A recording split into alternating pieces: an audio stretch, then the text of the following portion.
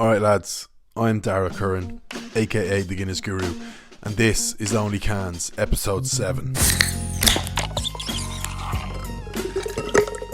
A dose of Only Cans, that's your only man, so sit back, relax, that's the only plan. Grab yourself a Guinness or Peroni, man. Welcome to the show, this is Only Cans. Cheers! This week I will be diving right in to the crazy topic that is lads trips, stag do's, bachelor parties, whatever you want to call it. We've all been on one. If you haven't been on one, you're either a girl or you're like 10 years old or something, but you wouldn't be listening to this. But if you're a lad between the age of 18 and 85, chances are you've been on some sort of lads trip, whether it was just a weekend away down in fucking Carrick-on-Shannon or whether it was 2 weeks on the absolute Raz in Ibiza. You've been on it, you know the crack, you know what goes on, most of which cannot be discussed on a podcast, but I'm going to do my best to, I suppose, just take you away for the next 20 to 25 minutes. You can just close your eyes. Well, don't close your eyes if you're out walking or something like that, but you can just let me, I suppose, rejig the memories of what goes on stag trips, because it's been so, stag trips, kind of lads trips, stag do's, it's been so long since any of us have been on one, at least a year, and I just want to kind of go back over some memories, talk through start to finish what you're looking at on a typical kind of stag. We'll say like 2-3 day, two dayer, kind of Friday night, Saturday night, what you're looking at. I put it out on Instagram, said send me a few stories if you have any. Got a couple messages. I might read out one or two of them at the end. Also, just before I start, plug, sell high, buy low. The Patreon, going great lads. Fair fucks to the lads who've signed up. Like I said, $5 a month, extra cans podcast. Merch will be available soon. You keep saying that, you thick cunt. Merch will be available soon. There'll be 15% off the merch. Thank you very much. Patreon.com / The Guinness Guru. Your support means a lot, lads. If you don't want to pay it, no hassle at all. If you do, yes, hassle. No, just great stuff if you do. So stag do's, lads trips. I would rub my hands together, but I'm holding the mic. God, there's just nothing like them, is there? So I've been on like one kind of, when I was very young, it was a stag do. It was like my mate's brother stag do just in Dublin, kind of standard enough. Like clay pigeon shooting, then like greyhounds. I didn't know what. I think I was only about 16, 17. Like the dags. Do you like dags? Went to the Greyhound and just pubs and coppers. It was actually my first time ever in coppers, so that was decent, like, but nothing crazy, just a one-nighter. Then it's actually the only other stag I was ever on. I think I was only about 18. Again, the man is getting a shout out in every single podcast I've ever done. Sean Kent, me and Sean Kent, 18 years old, going to a little place called Brno, Brno, outside of Prague. I think we kind of thought it was in Prague. Yeah, long story short, we were young gassins. We were kind of brought in about 2 days before. We were substituted in for a couple of lads who had bailed. We didn't even have to really pay any money to go. It was great. And we ended up playing a match and all. It was like a rugby trip. We played a match in the freezing cold. I'm a second row in rugby. Well, was retired now. Boots are hung up. RIP. Spill a drink for that. But I decided that I would want to play on the wing because it would be the least amount of work. Boy, was I wrong. Just getting roasted every 2 seconds. But yeah, that was the two stags I've been on. And then I've been to Budapest and Bucharest on 2 different rugby trips, 1 year after the other. And then, you know yourself, like Galway, Carrick-on-Shannon, fucking Kilkenny, Belfast, the works. So plenty trips have been had by yours truly, and I keep saying I'm not the biggest drinker in the world anymore. Still love me pints of porter, don't get me wrong, But by Jesus, I fucking loved those trips between the ages of like 18 to sort of 24. That was me and my element. Absolute element. Stags, fucking lads trips. Oh my god, the excitement. So the trip usually, like this is just speaking from my experience. You've got lads who are going to be a lot more mellow and just go on a trip and have a cup of coffee in the airport, get there, have a few drinks, and then you're going to have the lads who are total, absolute mental cunts who are like fucking doing lines of coke in the airport toilet at 9 in the morning.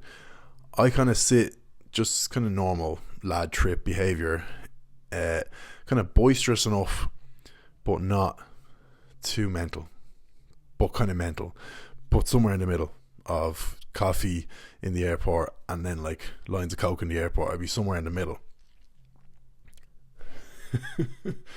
What an analogy, just on the spot. Like, that's what you're getting from OnlyCans. This is just amazing stuff. So yeah, we all know typically a stag or a lads trip, if the trip is Friday to Sunday, typically the trip is kind of semi-starting on the Thursday night in the pub, because you finish work on the Thursday, you're flying out Friday, say kind of 2 or 3 o'clock, so you're not arse working Friday morning. And even if you are, it just takes one lad to give that text, and I'm saying it usually would be Sean Kent, aka Kento, and you'd finish work on the Thursday 5 o'clock. Kento throws into the group chat, so are we going for pints tonight then, or are we just waiting until tomorrow? Automatically means you're going for pints. So you head down the pub Thursday night.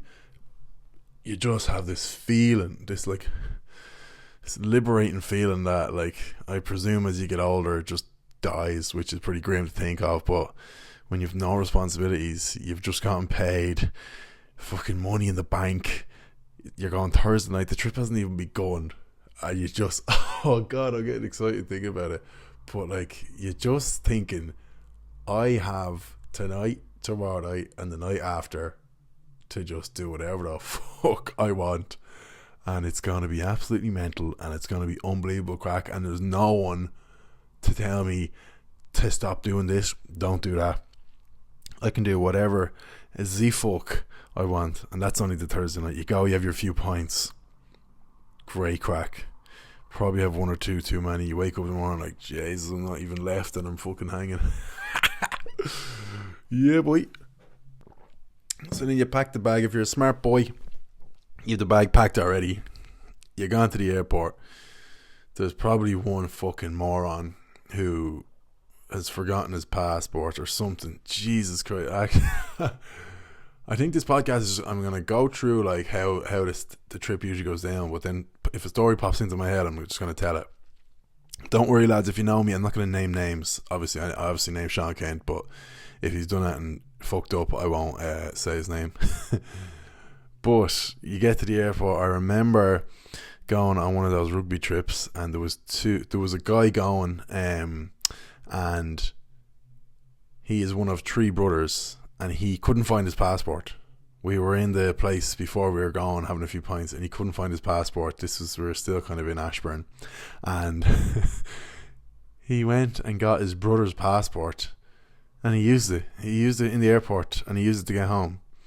And like, he looks fairly similar to him, but nothing like identical, and he used his brother's passport to get over to fucking wherever it was, and to get back, and nothing was said. Absolutely gas. So yeah, there's always some moments of panic with someone losing a passport, but it's gas because no one else in the group gives a fuck. It's like, yeah, you'll be alright. Then yeah, you get on the bus to go to the airport. Like, this is before you've even gotten to the airport. You get on the bus to go to the airport. It's beers. You're kind of thinking, are we good to have beers on the bus? And you're hoping whoever booked the bus didn't book some boring bastard. But you usually have your guy.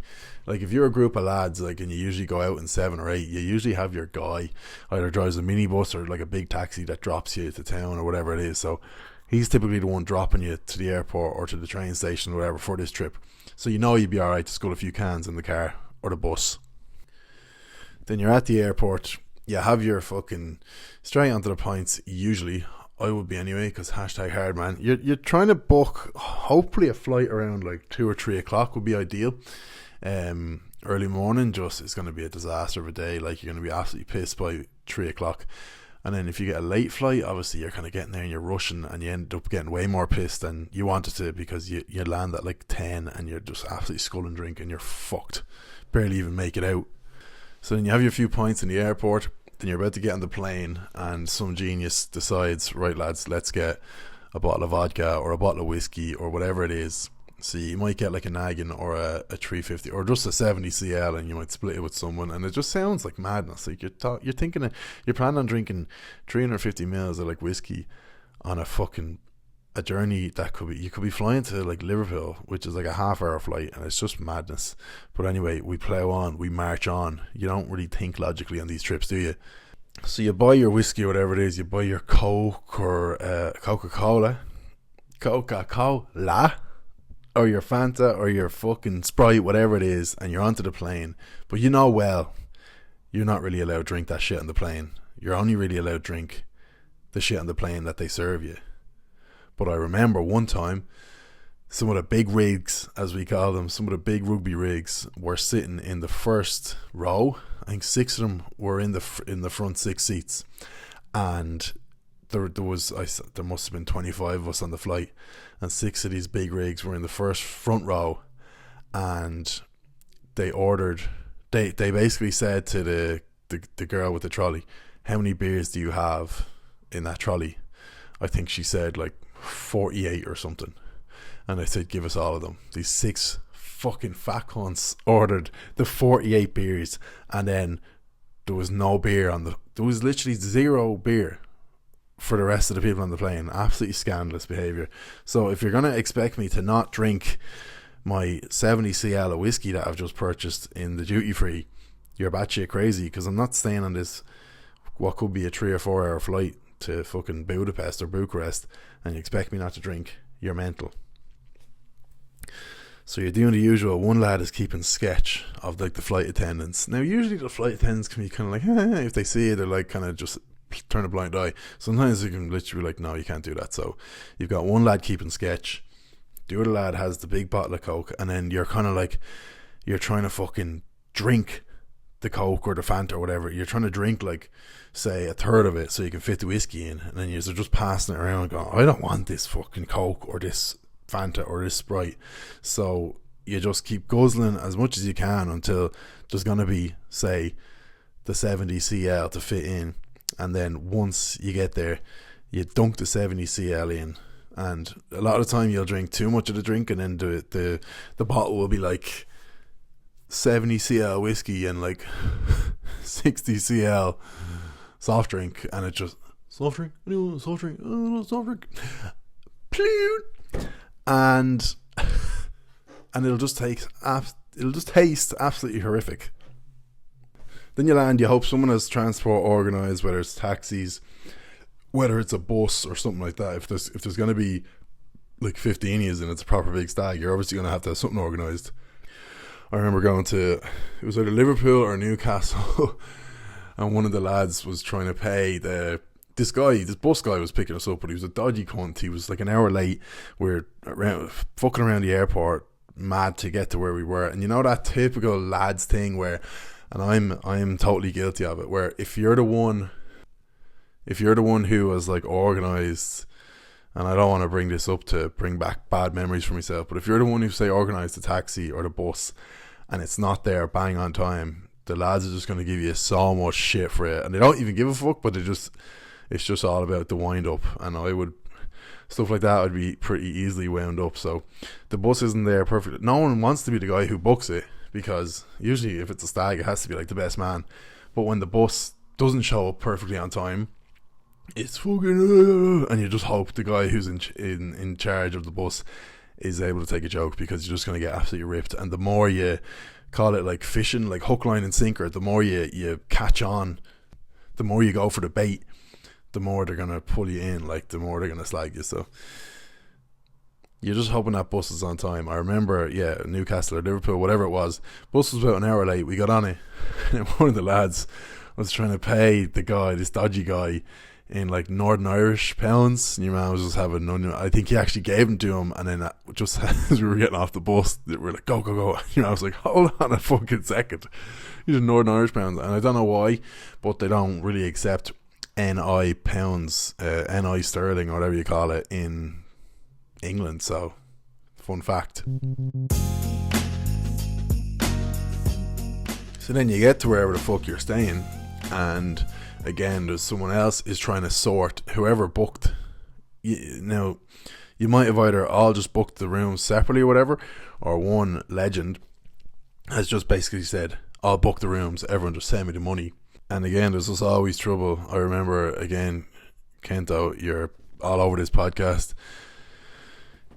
Which one was? Because, see, we went to the lads. I was fucking retired at this stage, but the lads won, like, they were in, it was like an All-Ireland Cup or something. It was like 3 years in a row they won it, and 3 of the years we went on different trips. So that's why I'm getting these Newcastle and Liverpool and all mixed up. But I think it was Liverpool, and we got there and there was some sort of problem with the rooms, or was it Newcastle? I honestly can't remember, but basically somehow it wasn't right, and Kento was not happy, and he was standing at the reception trying to fucking talk to this guy about the rooms, and we're all just classic like, fuck's sake, and he's going mad. And then something wasn't booked, and it just turned out we all just had to pay like 50 quid. And you know yourself, you don't give a fuck when you're on a trip. It's just like, yeah, take it, grand, no hassle, where's the points? Then you finally get to your room. You might have a shower, you're probably not even arsed. You're absolutely half cut, if not 3/4 cut already. It's probably 7, might be 7 o'clock. You're fucking pissed, let's be honest. You don't think you're pissed, but you're pissed.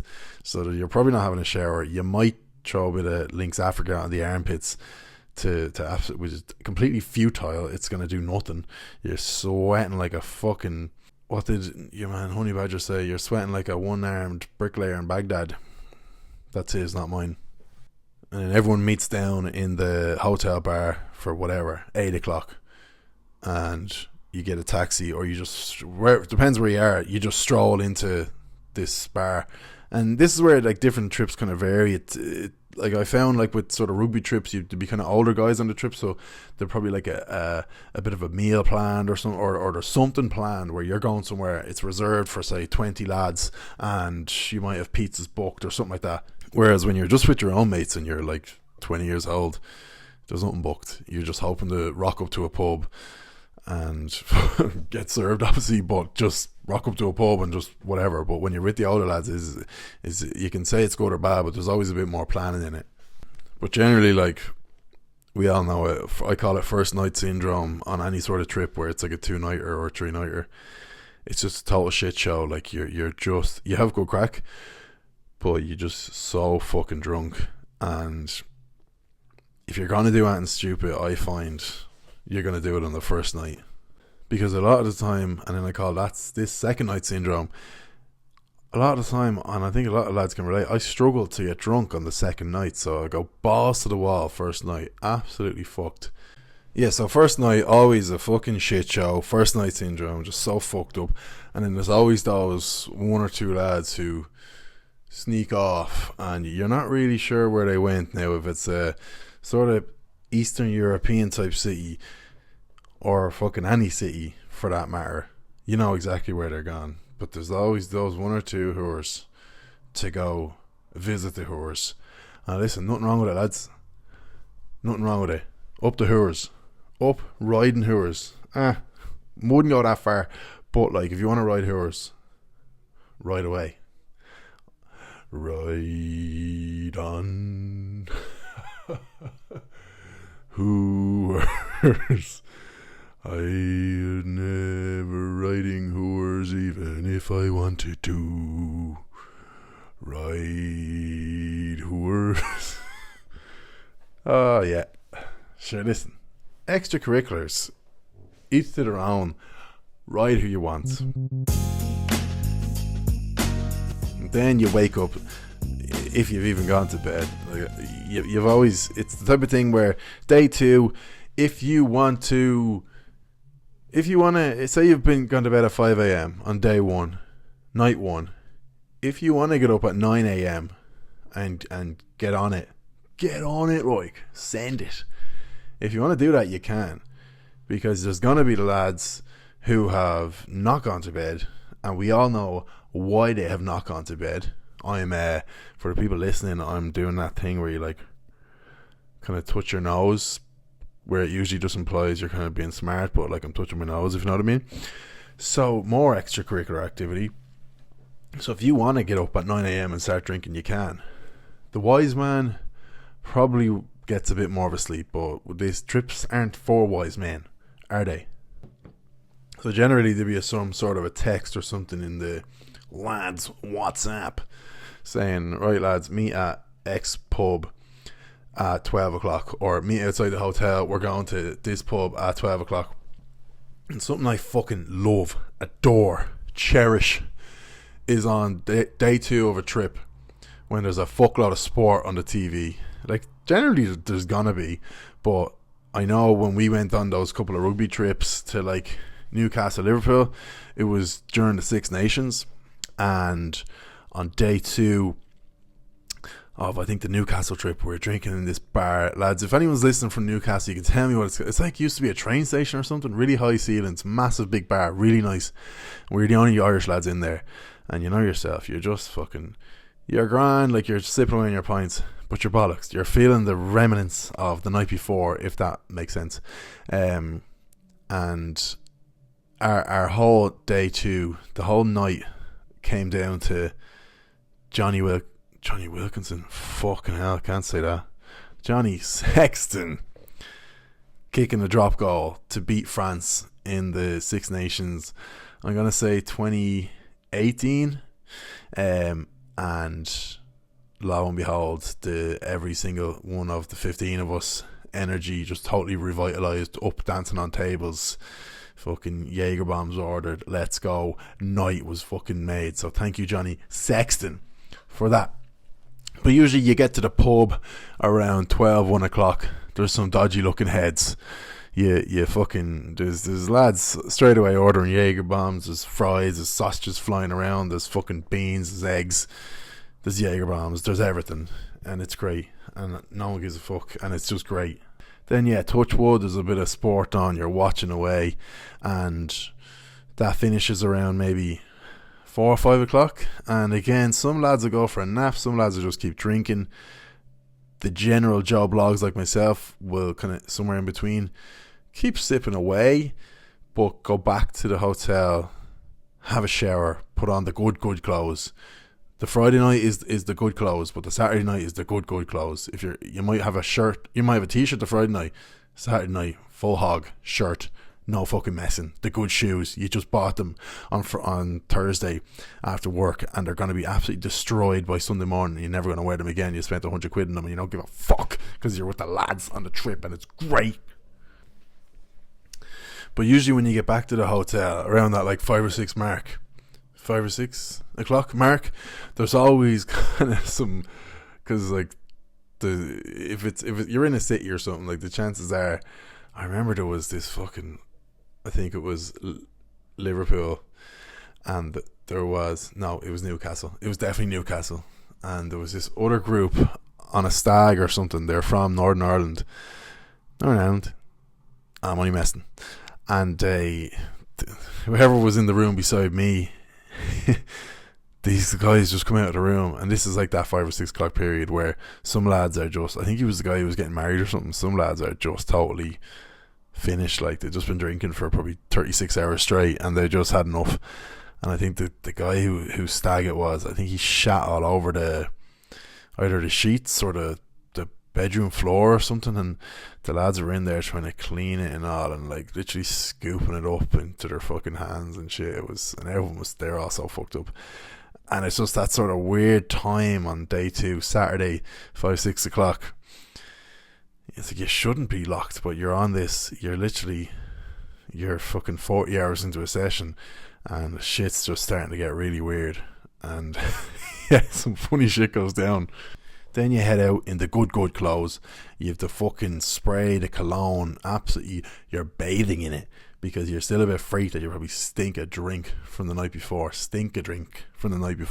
So you're fucking head to toe in cologne and your Hugo Boss whatever the fuck it is.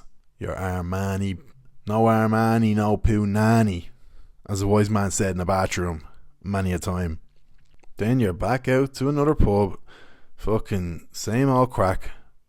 But now here's something that a lot of us, pretty much everyone who's been on a lads trip, knows the feeling. Now maybe they don't, but it tends to get me a lot, this syndrome.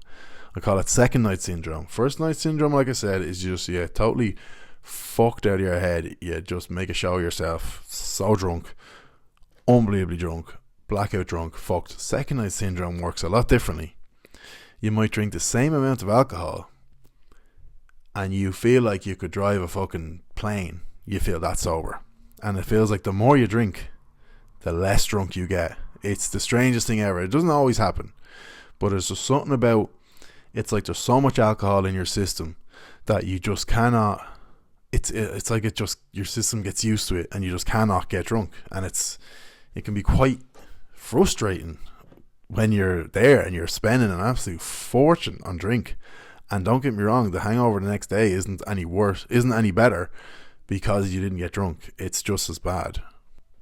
So you're there fucking down in Jaeger bombs, down in pints, whatever it is. Actually, you're fucking sick of pints. You're just down in whiskeys and Jaegers and vodkas. And the drink might hit you at like 1 a.m, and you might have an hour or two of being pissed, and you're like, oh, thank God. And now, don't get me wrong, that sounds a bit sad to be like, oh, you're drinking just to get pissed. But let's be honest, you're on a fucking stag, you're on a lads trip. It's a boozing trip. You're not there to be sober. I know it's like, oh, you should be able to have fun and not get too fucked up. You're not on these trips to be sober. Like, it's not a fucking midweek little jaunt away to here. It's a lads trip. It's a stag do. Your job is to be fucking intoxicated for the entirety of the trip, and sue me if you don't like the sound of that. That's just how it is. So then that night could go fucking anyway. You could kind of crash around 11, 12 o'clock. You'd fucking be hoping that's the case, and then you go home and you're still bollocksed. Or you could stay out all night and literally not get any sleep all weekend. Then day 3 hits, probably a Sunday, probably the day you're flying home. Ideally, you're flying home around midday, means you can just drag yourself out of bed around 9 or 10. You don't even know what's going on. You're still drunk.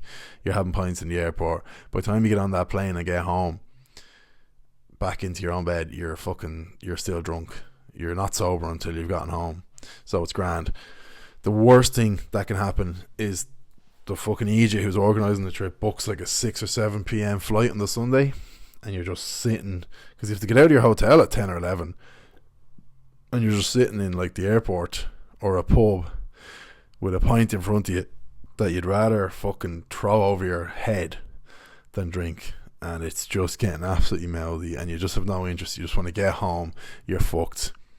So 6, note to self, note to anyone organising a trip for this year. Is it even going to happen? Fuck knows. But next trip, earlier the better. Now, not 8 a.m, but like, trust me, 12, like midday might seem a bit too early because you want to sleep. Get the fuck out of that hotel at 9, 10 o'clock. Quick shower, get onto the bus, get to the airport and get home.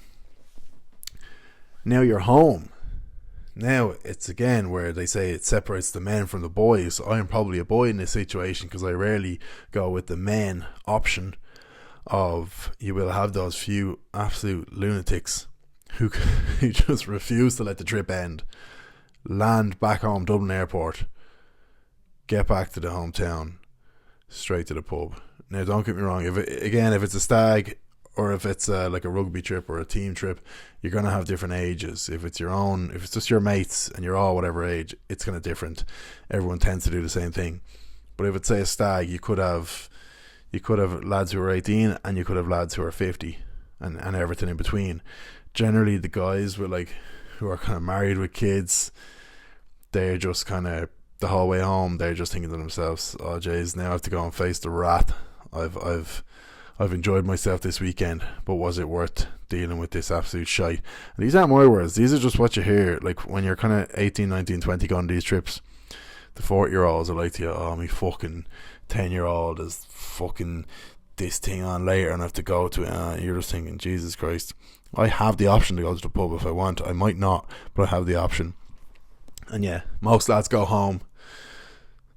You have those kind of 3, 4, 5 lads straight to the pub, and they'll probably stay out all night again. And there must be a case of extracurricular activity in the schnozzer, because like when you're younger you don't really get it, and then you get a bit older you're like, oh, that must be what's going on, because you're absolutely bollocks and they're totally fine.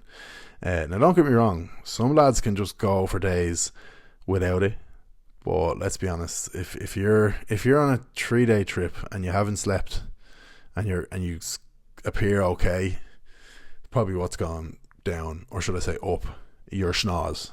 But again, not judging at all. You do you, lads. Do whatever the fuck you want to do. And that's generally the trip summed up.